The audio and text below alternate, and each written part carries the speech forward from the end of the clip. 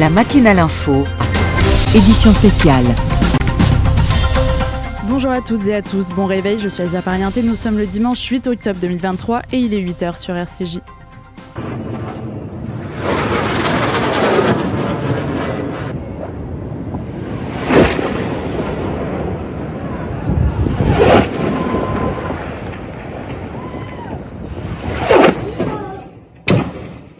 تزيد انت ماشي مش نافع تزيد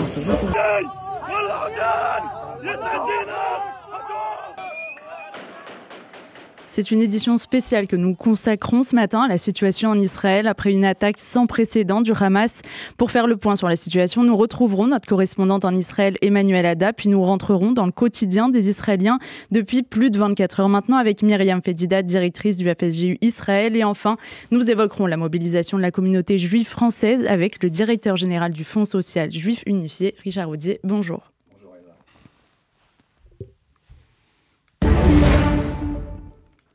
Samedi 7 octobre, les premières roquettes ont été tirées depuis la bande de Gaza vers le sud et le centre d'Israël à 6h30 du matin. Depuis, ce sont plus de 5000 roquettes qui ont été tirées. L'opération Déluge d'Al-Aqsa lancée par le Hamas et plus exactement sa branche armée a donc été lancée samedi matin, mettant tout le pays en situation d'urgence dans la journée en réponse à cette attaque d'ampleur. L'opération Épée de fer a été lancée par Israël. Le dernier bilan fait état de plus de 250 morts, civils et soldats, plus de 1800 personnes blessées et des dizaines de civils et de soldats israéliens qui auraient été enlevés et emmenés à Gaza, Tsahal ayant confirmé ces enlèvements sans en donner le nombre exact. Parmi les victimes, le commandant de la brigade d'infanterie Nahal, le colonel Yonatan Steinberg, a été tué hier matin lors d'affrontements avec des terroristes palestiniens du Hamas dans la région de Kerem Shalom, près de la frontière avec la bande de Gaza. Les salves de roquettes ont blessé des civils dans le sud et le centre d'Israël, à Tel Aviv, Bat Yam ou encore Rishon LeZion. Les combats se déroulent quant à eux et autour des villes de Kfar Aza, Sderot, Soufa, Nahal Oz, Magen, Be'eri et la base militaire de Reim qui a été reprise par Tsahal. Ce sont des dizaines de terroristes qui se sont par ailleurs infiltrés dans le sud du pays depuis la terre, la mer et l'air. Face à ces attaques multiples, Tsahal déclare avoir mené des frappes aériennes sur Gaza. Ce sont par ailleurs plusieurs terroristes qui ont été tués dans les villes de Soufa, Kfar Aza et Kerem Shalom. L'armée a également effectué plusieurs frappes de drones contre des terroristes dans la région. La situation est bien sûr extrêmement tendue. Toutes les écoles du pays sont fermées ce dimanche. Les services médicaux ambulatoires et non urgents sont annulés dans les hôpitaux situés dans un rayon de 80 km de la frontière de Gaza. Sur le plan politique, le Premier ministre israélien a déclaré « Nous sommes en guerre et nous vaincrons. Nous gagnerons, mais le prix à payer sera lourd », affirme-t-il. Ce qui s'est passé aujourd'hui n'a jamais été vu en Israël et je veillerai à ce que cela ne se reproduise plus jamais, a-t-il déclaré hier. Tsahal utilisera immédiatement toute sa puissance pour détruire les capacités du Hamas, ajoute-t-il. Benjamin Netanyahu a par ailleurs proposé que les partis d'opposition Yesh Atid et Amachane Hamamlati entrent dans un gouvernement d'urgence. De son côté, Mohamed Deif, le commandant du groupe terroriste palestinien du Hamas, a qualifié la journée d'hier de jour de la grande révolution. Le groupe terroriste chiite libanais du Hezbollah a quant à lui soutenu l'opération lancée par le Hamas contre Israël, la considérant comme un message aux pays arabes qui normalisent leurs relations avec Israël. Pour en parler plus en détail, nous retrouverons pour cette édition spéciale notre correspondante en Israël, Emmanuel Ada. Bonjour. Bonjour Elsa, bonjour à tous les auditeurs. Quels sont les derniers événements survenus cette nuit, ce matin en Israël ? Alors comme vous l'avez dit Elsa, c'était la journée la plus noire de l'histoire d'Israël que nous avons vécue hier. Malheureusement, les chiffres que vous avez annoncés il y a quelques minutes sont déjà revus à la hausse et c'est certainement en deçà de la réalité puisqu'on annonce 300 morts et plus de 1900 blessés et une centaine d'otages sont prisonniers à Gaza, hommes, femmes et enfants. Un bilan très lourd pour le pays et ce n'est que le premier jour de la guerre. La mort de 26 soldats a été annoncée officiellement. Leurs noms ont été publiés. Alors, hier soir, la prise d'otages qui avait eu lieu dans la salle à manger du kibboutz Be'eri s'est terminée très tard hier soir avec la libération totale des otages. Au bout de longues heures d'angoisse et de négociations, les terroristes ont été éliminés et Tsahal a réussi à libérer tous les citoyens, tous les habitants du kibboutz. Les forces de Tsahal ont éliminé également 7 terroristes hier soir qui tentaient de s'introduire sur le territoire par la plage de Zikim. Et puis les otages qui étaient retenus à Ofakim ont également été tous libérés et les terroristes éliminés. Tsahal a bombardé toute la nuit la bande de Gaza. L'armée de l'air a détruit un certain nombre de bâtiments stratégiques du Hamas, ainsi que les habitations des hauts responsables du mouvement terroriste. On a pu entendre toute la nuit les avions militaires circuler dans le ciel du nord au sud. Les routes étaient également encombrées de toutes les voitures de réservistes qui ont été appelées, ainsi que les tanks de l'armée. Et puis, comme on le craignait, le Hezbollah a certainement décidé d'entrer lui aussi en guerre contre Israël en ouvrant un front supplémentaire au nord du pays.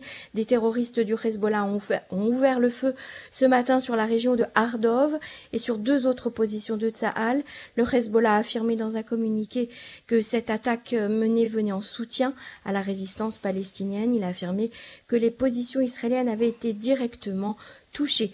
L'armée n'a signalé aucun blessé et a déclaré avoir répondu par des frappes d'artillerie et par une frappe de drone. Donc les habitants de la frontière nord ont reçu la consigne de rester à proximité de leurs abris, de ne pas sortir ou bien d'évacuer immédiatement en partant vers le centre du pays, se faire recevoir, accueillir par des amis ou des membres de la famille. Et puis le gouvernement était réuni hier soir pour une réunion d'urgence. Les ministres pensaient recevoir un briefing du chef d'état-major Herzi Halevi et du directeur du renseignement militaire Aaron Haliva, mais le Premier ministre s'est adressé en fin de journée au peuple israélien avec des mots de réconfort et de courage. Israël vaincra est devenu le mentor de cette guerre. Voilà ce qui s'est un petit peu passé cette nuit, c'est un petit peu le bilan d'hier soir et jusqu'à ce matin. Et vous souhaitiez par ailleurs revenir sur 2 faits marquants.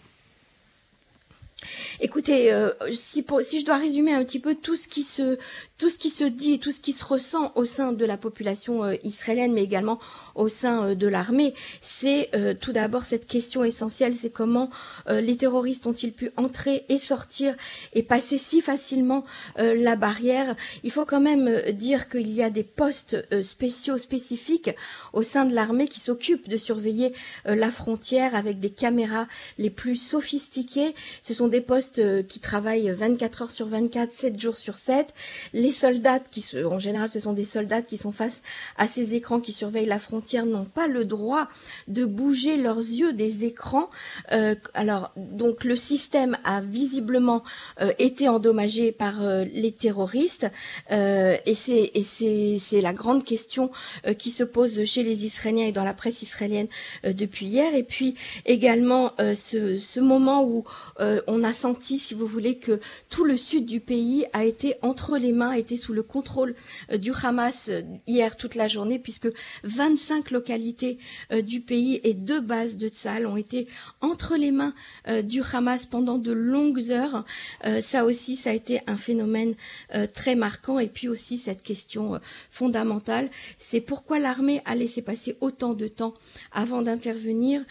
On a pu entendre hier tout au long de la journée des témoignages en direct des habitants des localités proches de la frontière qui étaient enfermés chez eux et qui entendaient les terroristes parler autour de leur maison. Certains avaient même des terroristes à l'intérieur de leur maison et eux étaient enfermés dans leur abri anti-atomique. On a pu entendre ces témoignages, les gens chuchotaient au téléphone et s'adressaient aux journalistes en disant « Pitié, venez nous sauver, venez intervenez, appelez l'armée ».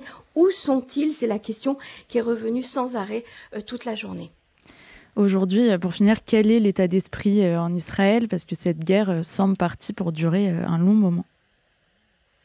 Alors oui, effectivement, le Premier ministre l'a annoncé, cette guerre va être dure et longue. Si effectivement il y a un 2e front qui s'ouvre, et peut-être même un 3e, mais pour le moment on ne parlera que 2 fronts qui s'ouvrent. Alors tout d'abord, il faut savoir que tous les réservistes ont été appelés jusqu'à plus de 60 ans, ce qui est très rare, ce qui n'est quasiment jamais arrivé. Ça veut dire que les hommes ne sont plus présents ni dans les foyers, ni sur les lieux de travail. Les Israéliens ne vont pas aller travailler, les enfants ne vont bien sûr pas aller à l'école. Le pays est complètement arrêté, suspendu à la radio et à la télévision, et également sur les réseaux sociaux, vous vous en doutez, qui sont aujourd'hui une source d'information fondamentale. Que vous dire? Aujourd'hui, on n'en sait pas plus. On essaye de garder le moral, le courage, de donner du courage à nos soldats avant tout, et puis surtout cette angoisse permanente qui concerne la prise d'otages qui est très importante, où il y a, je répète, des femmes, des hommes, des enfants, des personnes âgées qui sont aux mains du Hamas dans Gaza, dans des tunnels certainement de Gaza ou dans des bunkers de Gaza. Donc comment aller les libérer? C'est la grande angoisse du peuple israélien aujourd'hui. Merci beaucoup Emmanuelle Hadda pour toutes ces précisions. On vous retrouve tout à l'heure en édition spéciale entre 11h et 14h. Et quant à nous, on se retrouve dans un instant sur RCJ.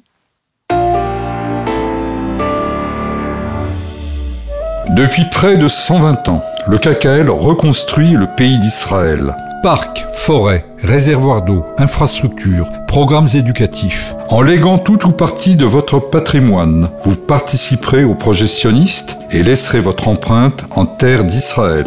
Contactez en toute discrétion et sans engagement le KKL et demandez l'INDA. KKL 01 42 86 88 88 01 42 86 88 88. Moi, oui, je jette de l'argent par les fenêtres. Mais uniquement sur les autoroutes. Parce que sinon, je fais appel à Best Fenêtre. De la porte d'entrée à la pergola, en passant par les volets roulants, ils s'occupent de tout. Et comme ils sont qualifiés RGE Qualibat, je suis tranquille. Ah, j'ai oublié de vous dire. Avec eux, je bénéficie même des aides de l'État. Particuliers, professionnels, collectivités. Best Fenêtre, 132 rue de Bagnolet, Paris 20e. 01 43 73 36 36. Best Fenêtre, la qualité au meilleur prix.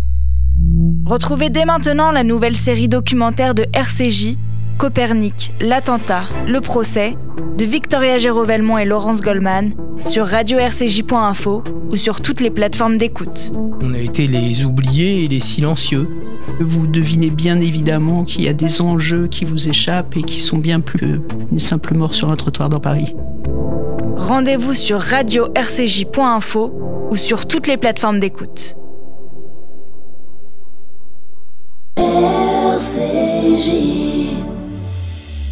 Sur RCJ en édition spéciale, ce matin il est 8h12 et nous sommes à présent en ligne avec la directrice du Fonds social juif unifié Israël, Myriam Fedida. Bonjour.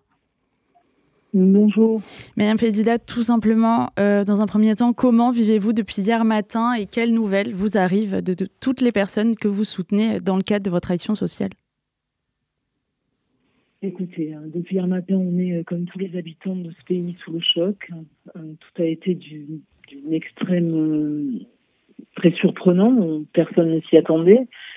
Donc ça a été une grande surprise et à la fois d'une telle violence, d'une telle rapidité sur tous les fronts qu'on est un peu comme sonné par tout ce qu'on entend, par les retours des gens, par les images qui sont extrêmement choquantes.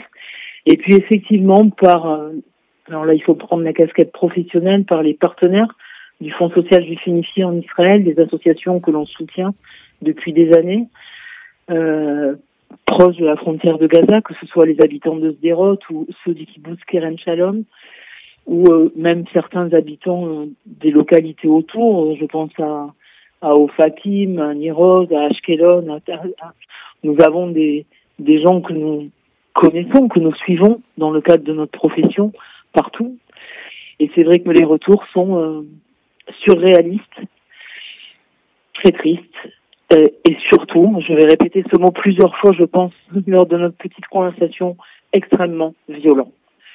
Voilà, donc il faut quand même être là pour eux.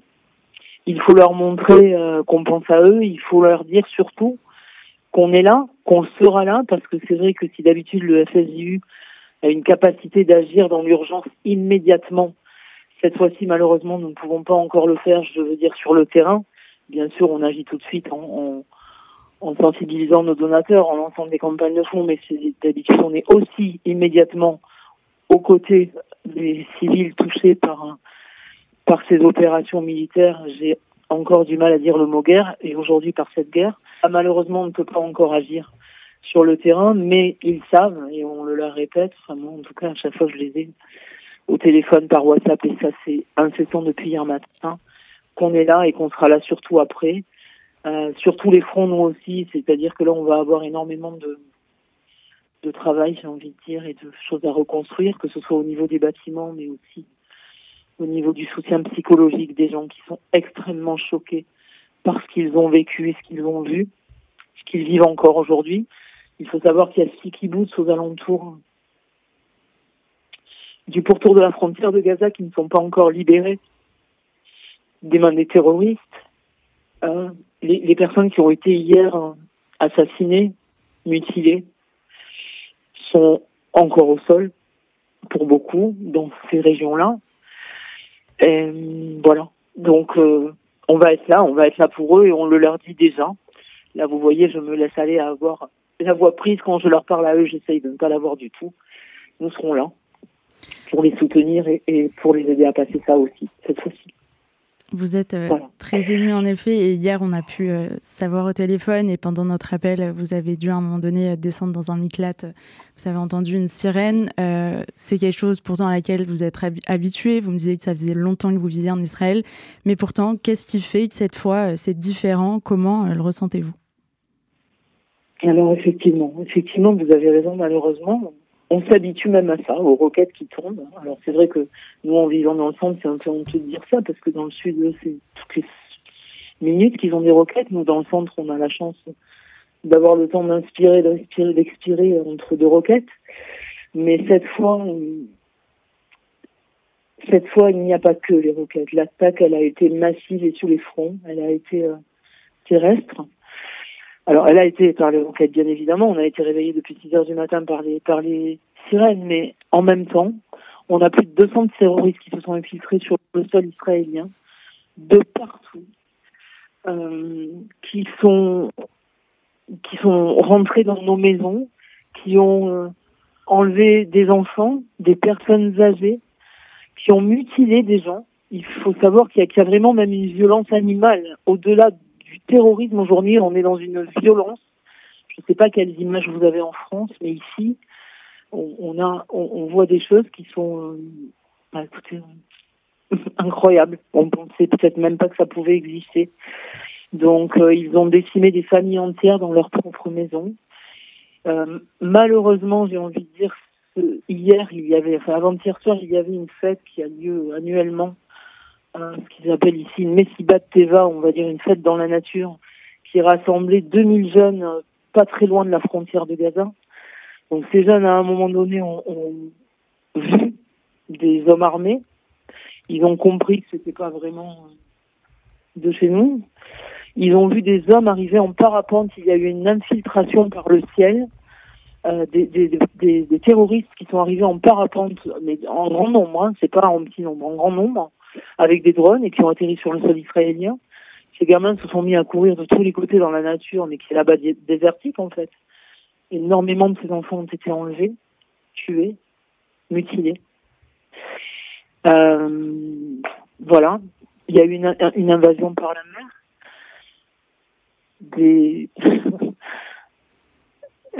Des localités donc proches des mers, comme c'est pour ça qu'Ashkelon a été aussi touché aussi.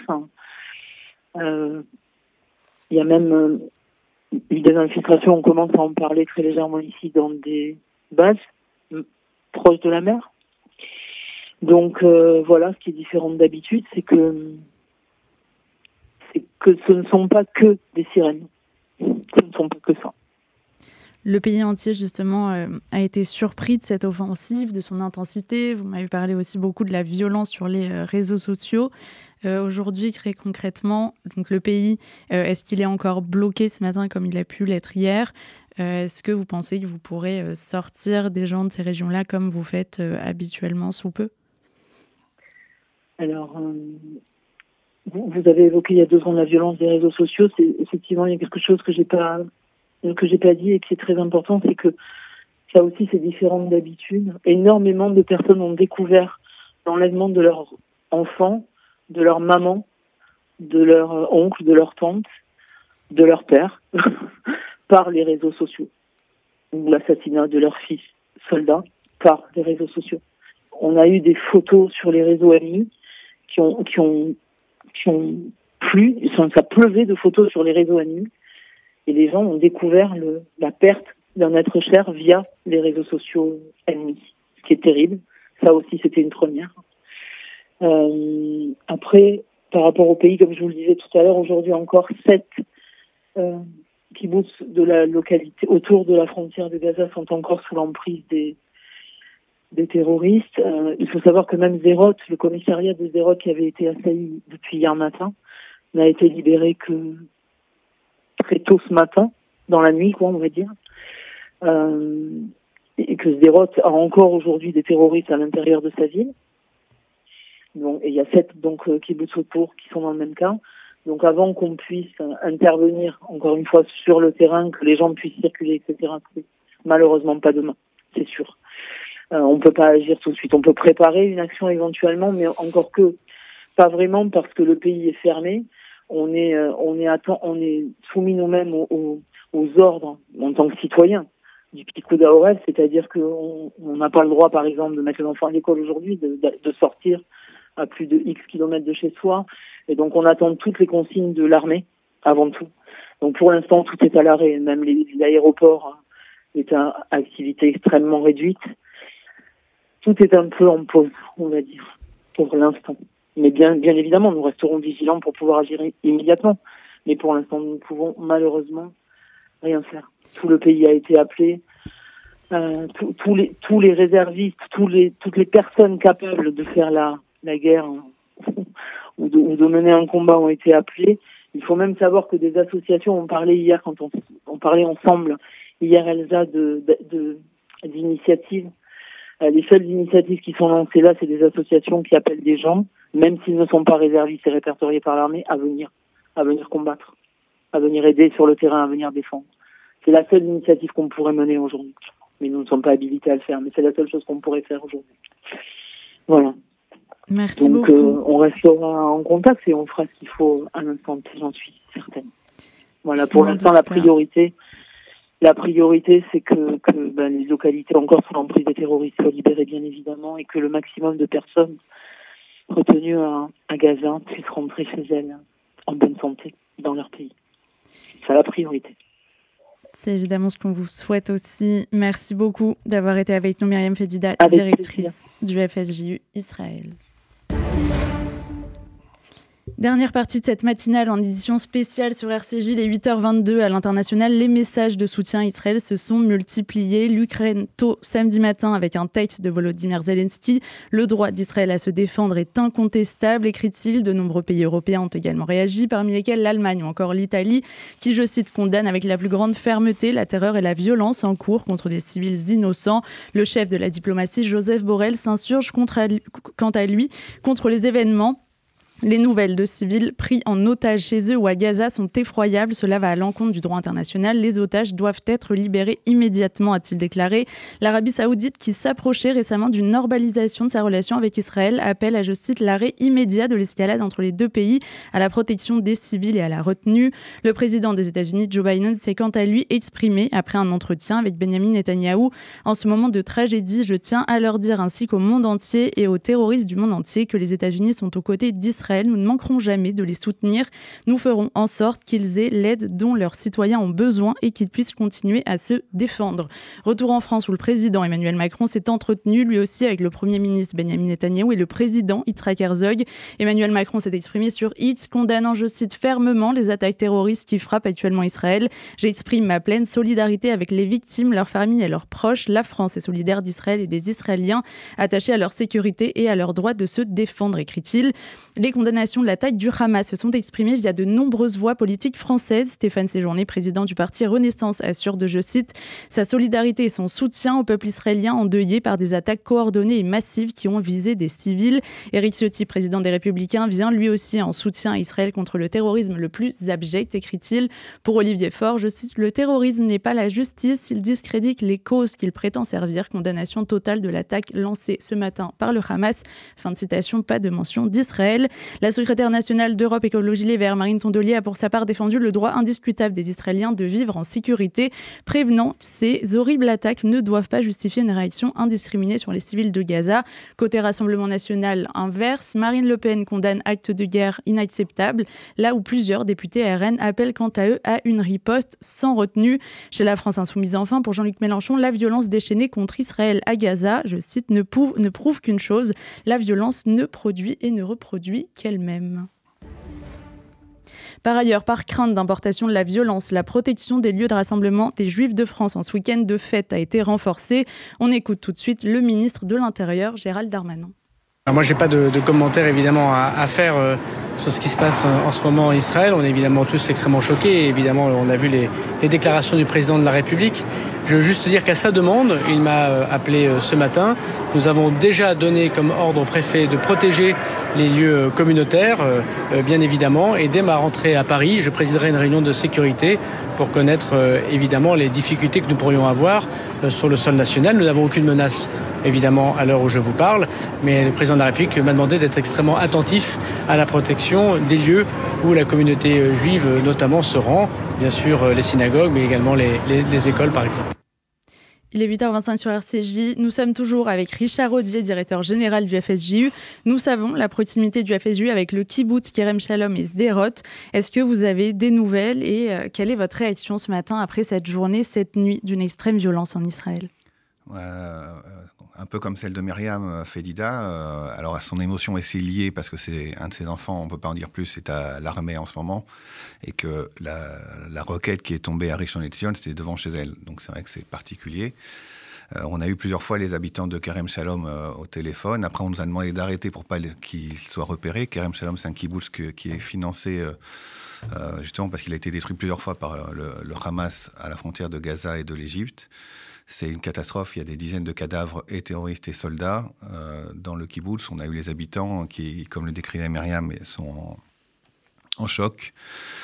On a un très bon ami qui a été tué, qui était le patron de la porte du Negev, qui préparait en fait la sécurité civile de cet endroit. Je pense qu'on est dans une situation, non pas 73, mais plutôt comme l'avant la création de l'Israël jusqu'en 49, on va dire 47-49, où en fait c'est toute personne humaine israélienne est une cible. Et donc, la situation est très particulière. Et on parle de groupe terroriste. En fait, c'est un État terroriste. On voit bien que la structure aujourd'hui, Myriam Fedida parlait des drones. Ça a été coordonné, préparé. Le renseignement militaire israélien n'a pas tout vu. Parce qu'en fait, c'est un État qui est financé par d'autres États, et notamment l'Iran. Et donc, on est dans un champ stratégique qui était inimaginable. On s'est peut-être leurré les uns et les autres en parlant de groupe terroriste. C'est un État terroriste qui était en face d'Israël. Très concrètement, nos auditeurs se demandent sûrement comment peuvent-ils aider la population civile israélienne. Il y a aussi un enjeu de solidarité. Comment vous mobilisez les associations, les organismes de la communauté juive de France ? Bon, alors, on travaille beaucoup avec l'ambassade de France. Frédéric Journès, qui est l'ambassadeur de France en Israël, a fait une réaction remarquable. L'ambassade d'Israël en France aussi. On travaille avec les consulats. Là, aujourd'hui, nous, on finance depuis longtemps la protection des civils à la frontière. On va continuer, on va renforcer. Il faudra une urgence financière. On a mis en place des lignes psychologiques. On travaille avec le département jeunesse aussi du Fonds social pour mettre en place des cellules, parce que beaucoup de parents ou d'enfants ont de la famille en Israël. Donc, il faut aussi couvrir ce champ-là. Donc, que ce soit en Israël ou ici en France, l'action va être... et depuis hier, et c'est pour ça qu'on rompt le sacro-saint respect des fêtes juives pour RCJ et pour le Fonds social. C'est vraiment le Pikuach Nefesh. On aimerait être à Simchat Torah, et aujourd'hui, on est dans cette urgence de vie. Il y a des gens en danger, et on a des équipes sur place qui les aident, d'où la mobilisation financière, mais aussi d'hommes et de femmes en France et en Israël pour la situation. Il y a un rassemblement aussi organisé, il me semble, demain. Oui, alors on a organisé ça dans des conditions un peu folles aussi avec Yonatan Arfi et Gilles Taïeb hier. Je pense qu'il faut qu'on montre une solidarité, on en a besoin. On a vu sur les réseaux sociaux, dont parlait Myriam, des choses atroces, des partis politiques français, je pense à un parti politique, je ne sais pas, comme NPA, qui ont tenu des propos immondes. Et notre rôle, c'est de montrer une solidarité avec ce pays que l'on aime, qui défend la démocratie dans la région, qui est en train de faire la paix avec les accords d'Abraham, avec tous ces pays du Maroc à l'Arabie Saoudite, et qui, par un État fasciste qu'on laisse depuis des années en Iran, peut basculer dans un drame qu'on n'a vraiment pas imaginé. C'est 18h30, lundi soir, place d'Israël dans le 17e. Merci beaucoup, Richard Audier, que vous pourrez retrouver d'ailleurs aux côtés de Sandrine Seban, directrice d'antenne, de 11h à 14h pour une édition spéciale avec de nombreux invités en Israël et en France. Ce sera sur RCJ. C'est la fin de ce journal. Merci à vous de l'avoir suivi.